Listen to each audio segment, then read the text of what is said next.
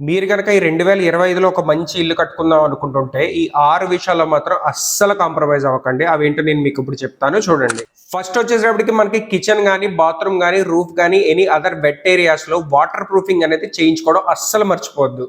Second, మనం ఫౌండేషన్‌లో నింపే మట్టికి పెస్ట్ ప్రూఫింగ్ చేయించుకోవడం, మన విండోస్ అండ్ డోర్స్‌కి అండ్ అలాగే ఏ ఏరియాస్‌లో అయితే మనం చెక్క వాడతామో, వాటికి యాంటీ టర్మైట్ ప్రూఫింగ్ అంటే చెదల నివారణ అనేది చేయించుకోవడం చాలా మంచిది. థర్డ్ వచ్చేసేసరికి హీట్ ఇన్సులేషన్ అనేది టాప్ ఫ్లోర్‌కి ఖచ్చితంగా చేయించుకోవడం మంచిది.